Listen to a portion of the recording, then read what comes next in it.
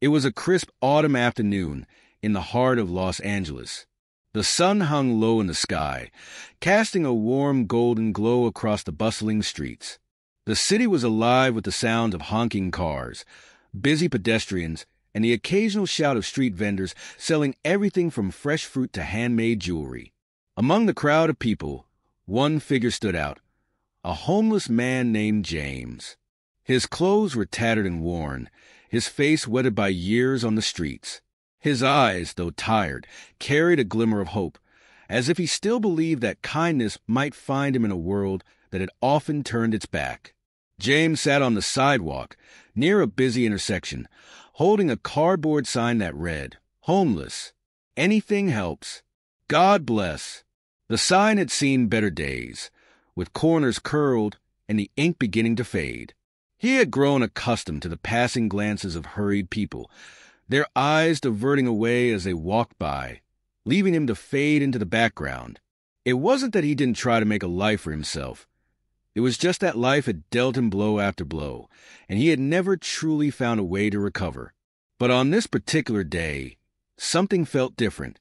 The sound of a car pulling over to the curb caught James's attention. It wasn't the usual clatter of a car idling at a red light, but the deep rumble of an expensive vehicle. The black SUV came to a smooth stop, and the window rolled down. James squinted in the direction of the car, his eyes adjusting to the figure in the driver's seat. To his surprise, there was Clint Eastwood, the legendary actor and director, his silver hair and rugged features unmistakable even from a distance. Eastwood, known for his roles in films like Gran Torino and The Good, The Bad, and The Ugly, had always portrayed strong, stoic characters. But today, he was far from his usual on-screen persona.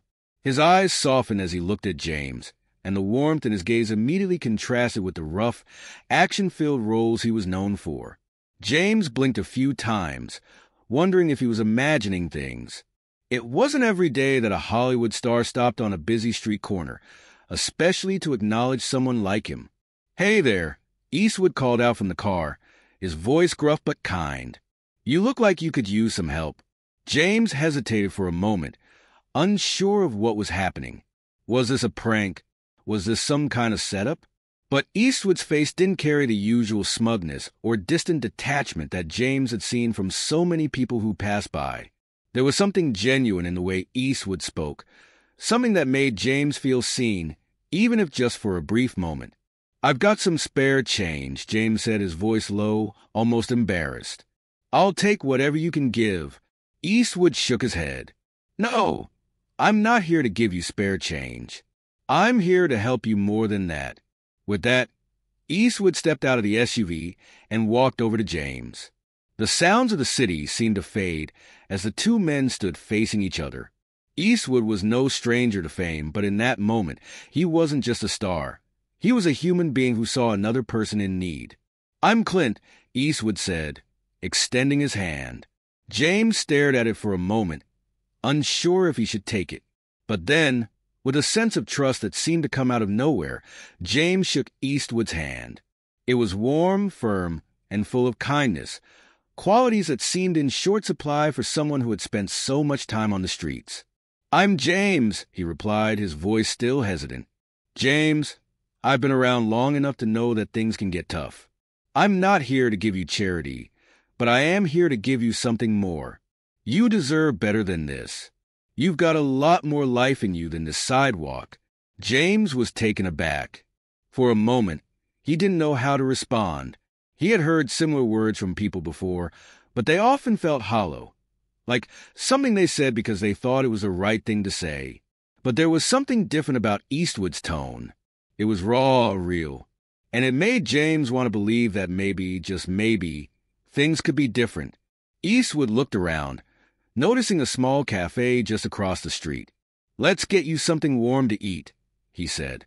"I'm not asking for your life story, James, but I want to help. You don't deserve to spend another night out here." James was stunned.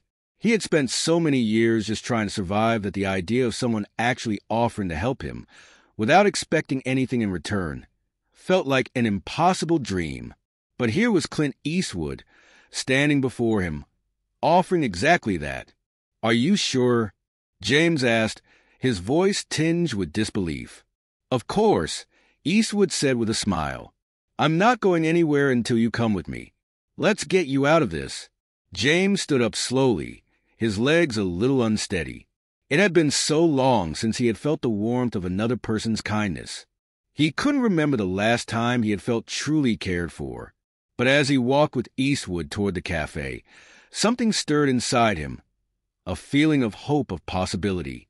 As they sat down at a corner booth, James ordered a warm meal for the first time in ages. The cafe was cozy, with soft lighting and a gentle hum of conversations in the background.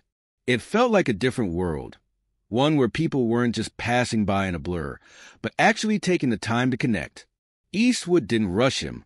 He didn't bombard him with questions or try to fix everything in one go. He simply sat there listening. And for the first time in a long time, James felt like he was worth listening to. The waitress brought over the food, and as James dug in, he could feel the warmth filling him up, not just from the meal, but from the kindness that Eastwood had shown him. They ate in silence for a while, the simple act of sharing a meal more profound than either of them had anticipated. As the meal came to an end, Eastwood stood up, paying the bill before James had a chance to protest. Look, James, Eastwood said, his voice gentle but firm. I want you to know that you're not alone. I know you've had it tough, but there are people who care, and you're not invisible to them. You just have to let yourself believe it. James sat back in the booth, the words sinking in deeper than any he had ever heard. It wasn't just the food or the kindness. It was the genuine care, the recognition of his humanity, that made all the difference. For the first time in years, James felt like he mattered. As Eastwood turned to leave, he paused and looked back at James. Take care of yourself, he said. And remember, there's always a way out of this. You just have to take the first step. James nodded, tears welling up in his eyes. He wasn't sure where this path would lead, but for the first time in a long while, he felt like he had hope. A small act of kindness had changed everything, and he knew that, no matter what happened next, he would never forget this moment, when Clint Eastwood, a man who had nothing to prove to anyone, chose to make a difference in his life. The next few days felt surreal for James. For the first time in a long time, he found himself with a sense of purpose, an unexplainable feeling that his life could be different from the one he had been leading for so many years. Every day he woke up with a slight hope in his heart that hadn't been there before. The memory of Clint Eastwood's generosity stayed with him, playing over and over in his mind like a scene from one of the actor's movies. A man of his stature, taking the time to stop for a homeless stranger. How could anyone ignore such an act? James found himself walking down the same streets he had for years, but now everything looked different. People passed by him, but instead of the usual cold shoulders and averted gazes, he saw few who smiled back. He began to realize that it wasn't just Clint's actions that were transformative. It was also how they made him feel seen again, how they made him believe that he wasn't invisible in the eyes of the world. But it wasn't all easy. James struggled with old habits, the feeling of being unworthy creeping back in. The next day, as he wandered the streets in the morning sunlight, he passed a familiar corner. He had sat there many times, hoping for spare change or an opportunity to get by. He had seen people like him, with similar signs, sitting across from him, asking for help. This time, though, something was different. James paused as he walked toward the corner. There was a man there, but he wasn't asking for money. The man, older than James, was seated with a weathered expression, but an open notebook in his lap. The man wasn't on the streets looking for charity. He was writing, furiously, with a pen in his hand. "Hey," James said as he approached cautiously. The older man didn't look up at first, but after a moment he glanced up, raising an eyebrow. "Yes." His voice was rough, but there was curiosity in his eyes. I'm just passing through. I've seen you around. You always look busy," James said, a bit shy. The older man smiled faintly and motioned to the seat next to him. "Come sit if you like. I'm trying to figure things out, but it's a lot to take in, you know." James sat down hesitantly. He wasn't sure why he had stopped, but the stranger seemed approachable. "What's that you're writing?" James asked, glancing at the notebook. The man shrugged and sighed. "A story, I suppose. A story about my life. It's funny how, when you're down on your luck, you start reflecting on all the things you never did, all the choices you didn't make. Writing feels like something I can still do, even if the world doesn't care about me anymore." James looked at the notebook. The old man's words stirred something inside him. "Maybe it's not about the world caring," James replied. "Maybe it's about you still doing something for yourself." The man stared at him for a long moment, his expression softening. "Maybe you're right. I haven't thought of it that way. You ever think about doing something else with your life?" James frowned, the question hitting him in a way he didn't expect. He had thought about it, often in passing, but never seriously. Life on the streets had consumed him, and any thought of change felt too big to even consider.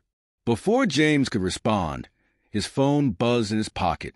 He pulled it out, surprised to see a message from an unknown number. It was from Clint Eastwood. "James, I hope you're doing well. I haven't forgotten our conversation. If you ever need anything or just want to talk, don't hesitate to reach out. Stay strong." James sat back, staring at the message. It wasn't a random thing. It was a message of genuine care. Clint hadn't just given him a meal or a moment of his time. He had given him a connection, something deeper than a passing act of kindness. The older man beside him noticed James' surprise. "Who's that?" he asked. "Someone I met the other day. He helped me out, didn't just give me money, though. He treated me like I was worth something." The man grinned knowingly. "A good person, huh?" James nodded, feeling a surge of gratitude. "Yeah, he's the kind of person who makes you believe you're capable of more than just surviving." For the first time in years, James felt like there was something more waiting for him. He wasn't sure exactly what it was, but the thought of it filled him with a quiet excitement. Maybe the first step was just deciding to believe in himself again. And with Clint Eastwood's message, the idea didn't feel impossible. The following weeks were transformative for James. He began to reach out to local shelters and employment programs that offered support to people like him, people who had fallen through the cracks of society. He spent time reading and reflecting on his life, just like the older man on the corner had encouraged him to do. But more importantly, he stayed in touch with Clint, who had kept his promise to be there for him. Clint didn't pressure James, didn't push him toward any grand change. He simply offered a listening ear, a source of strength when James needed it most. One afternoon, as he was leaving a job interview at a local cafe, James received another message from Clint. "How about you come out to a park, get some fresh air, and I'll treat you to a coffee. I think you've earned it." James smiled to himself, realizing how much progress he had made. The uncertainty was still there, but it was now mixed with hope, a feeling he hadn't had in a long time. Clint Eastwood had unknowingly sparked a chain reaction in James' life. His simple act of kindness, stopping for a homeless man and treating him with dignity, had not only helped James physically, but had set his heart on a new path, a path where he realized that his life had value and that the world hadn't completely abandoned him. The story of James' transformation spread, and while it was not the kind of tale that made headlines, it became a story of resilience, hope, and the extraordinary power of kindness from the unlikeliest of sources. And every time James looked at his phone, he remembered Clint's message, one that had changed everything just when he needed it most. It was a chilly evening when James stood outside the cafe, staring up at the evening sky. The city lights flickered like distant stars, casting a soft glow on the pavement beneath his feet. For the first time in a long while, he felt an overwhelming sense of peace, a quiet understanding that things could, indeed, change. The struggle of the past. Years spent fighting for survival on the streets, feeling invisible and forgotten, seemed like a distant memory now. What was once a heavy burden had begun to feel like a story he could tell, one of perseverance, kindness, and a shift in perspective that had come just when he needed it most. As he walked through the park, James smiled at the sight of a familiar face, Clint Eastwood, sitting on a bench with a warm coffee in his hand, looking every bit the legend he was. He waved when he saw James approach, his presence as calm and commanding as ever. But today, it wasn't Clint Eastwood the movie star or Clint Eastwood the tough guy from the silver screen. It was just Clint, a man who had reached out to another human being in need and made all the difference. "Hey, James," Clint said, standing up and offering him a handshake. "How's it going?" James took his hand, the warmth from Clint's grip grounding him in a way that words alone couldn't describe. "Better than I could have imagined, Clint. I never thought I'd be here, standing in a park, having coffee with you, talking about the future. It's crazy." Clint nodded thoughtfully, his eyes softening. "It's not crazy. It's called change. You took the first step, and that's always the hardest part. I told you before, there's always a way out. You just have to decide to take it." James sat down beside Clint, looking around the park.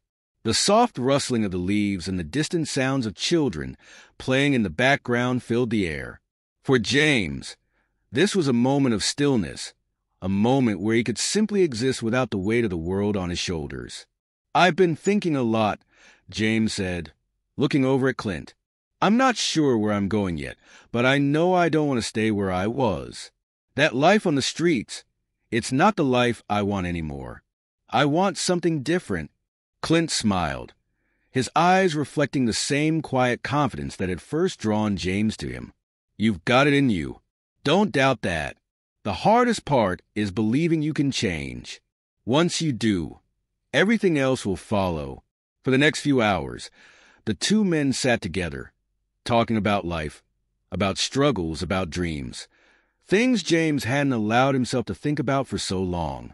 As they spoke, Clint shared stories from his own life, from his childhood in San Francisco to his rise to fame in Hollywood, each one filled with lessons of perseverance, humility, and the importance of never giving up.